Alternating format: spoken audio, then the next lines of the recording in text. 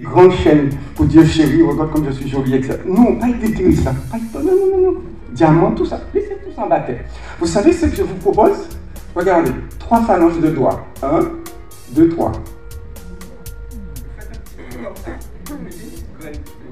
C'est quoi ça? Donc, ne faites plus des grands trous pour chercher vos richesses. Faire des petits trous. Et ce qu'a trouvé la bonne Gérald là, c'est la Sabelle. C'est ici, je dis comme le magma va toujours exister, parce que c'est le centre de la Terre. Et c'est ce qui permet à la Terre d'être ce qu'elle est, et avec son originalité. Et donc, c'est le centre de la Terre, elle est chaude. Et comme la mer, c'est beaucoup d'eau, et donc il va toujours pleuvoir. Et dès que ça pleut, ça descend, et dès que ça touche le magma, ça s'évapore.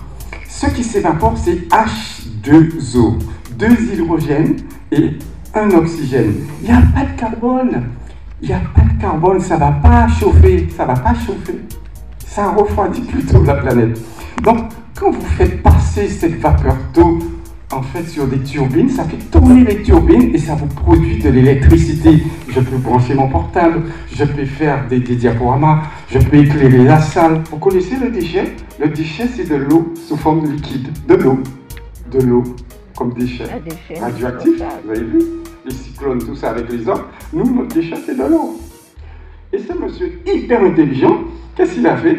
Il a pris l'eau, le déchet, il a fait ça passer dans un électrolyseur et il a séparé l'hydrogène de l'oxygène, d'accord? Et il a stocké ça. Et il est tellement intelligent, il a mis ça dans des voitures. Et il a fait l'oxygène à nouveau rencontrer l'oxygène pour encore pisser de l'eau. C'est-à-dire que quand vous allez vous déplacer sur les routes, vos voitures vont pisser de l'eau sur les routes. Et comme il est très intelligent, on va faire du goudron perméable. Et comme le goudron est perméable, donc toute l'eau de nos voitures, on va l'envoyer dans des caniveaux avec des surpresseurs, on va arroser nos champs de tomates, nos champs de maïs. C'est pas beau ça.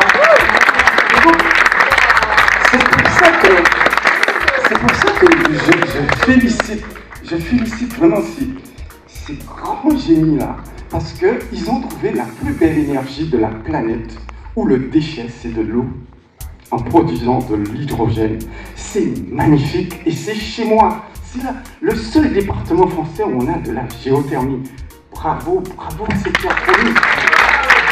Donc, c'est ça qu'il faut apprendre à vos enfants. Le jour où on va développer, et j'ai entendu le directeur d'Ormac, on était tellement content, mais s'il a dit nous sommes seulement à 20% d'exploitation de l'usine de bouillante. Ça veut dire 80% derrière. Ça veut dire qu'on peut arriver en autonomie énergétique. Maintenant que vous avez votre autonomie énergétique, vous devenez le plus beau pays du monde parce que vous pouvez, à ce moment-là, vous pouvez fabriquer tout ce que vous voulez. Vous voulez faire de l'huile de coco? Pour faire de l'huile de coco, vous avez besoin de presses. Et les presses, c'est beaucoup de kilowattheures. Pour presser pour sortir de l'huile. Et ça, il faut faire ça avec des moteurs triphasés. Vous ne pouvez pas le faire avec des moteurs monophasés. Donc, vous allez produire de l'huile de coco, de l'huile de calba, de l'huile de moringa, de l'huile d'avocat. Et donc, vous pourrez maintenant être autonome. Vous n'avez pas besoin d'huile tournesol, l'huile arachide, c'est bien ça. Donc, il fait l'huile en eau. Et avec les huiles, vous allez faire une saponification. Vous aurez votre savon. Vous pourrez vous nettoyer avec votre savon. Vous prenez cette huile, vous allez faire des crèmes, des cosmétiques. Donc, vous allez vous développer économiquement à partir de ce qui est extraordinaire. Parce qu'il faut savoir qu'aujourd'hui, ce qui gouverne la planète, c'est la pétrochimie, la chimie du pétrole. Et le pétrole, en fait, et c'est quelque chose qui a pris des millions d'années, en fait, c'est-à-dire que les déchets de plantes, tout ça, sur du magma, ça a bouilli, ça a donné une purée noire, et c'est resté dans une poche, ça a donné des gaz, etc. Donc on a récupéré le gaz avec une pipette, on a récupéré le pétrole avec une pipette, il n'en reste plus.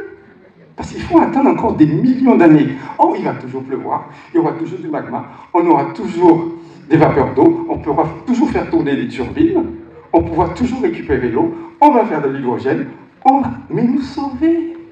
On peut faire fonctionner toutes nos industries. On va pouvoir faire des choses magnifiques. Et je vais le dire encore, nous allons vendre les autres. Donc, tous les bateaux de croisière, tous les bateaux, trucs là, il faut nous passer au port pour remplir d'hydrogène parce que les bateaux nucléaires, ça peut marcher, les bateaux électriques, ça peut marcher. Donc, il n'y a que l'hydrogène.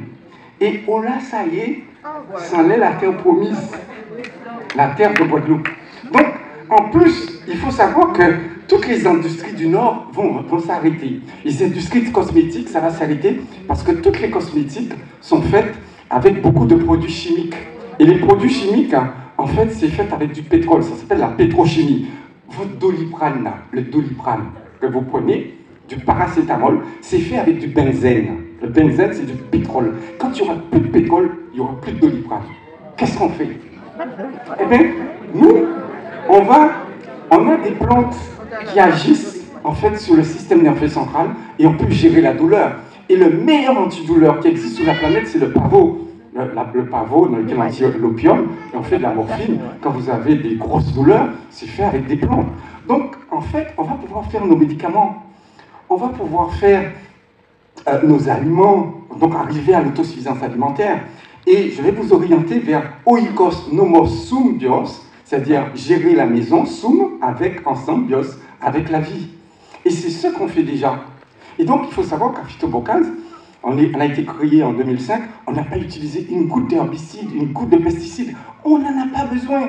On va faire ce qu'on appelle de la bio-inspiration. C'est-à-dire, on ira au sommet des mamelles, on ira au sommet des chutes d'Icarbé. On va dire, forêt, comment tu fais pour être aussi jolie? Parce qu'il n'y a personne chez toi qui met des pesticides, qui met des insecticides. Et comment tu fais pour être dans le top 10 des forêts les mieux gérées de la planète? La forêt de Guadeloupe est dans le top 10 des forêts les mieux gérées de la planète.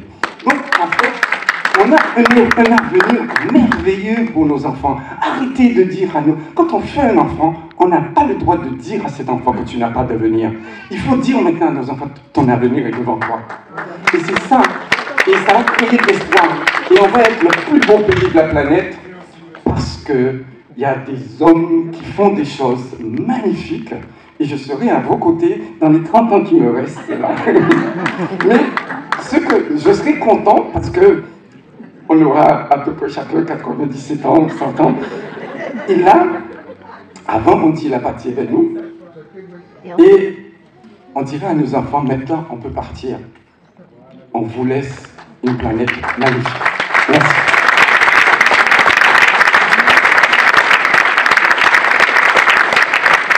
Bravo!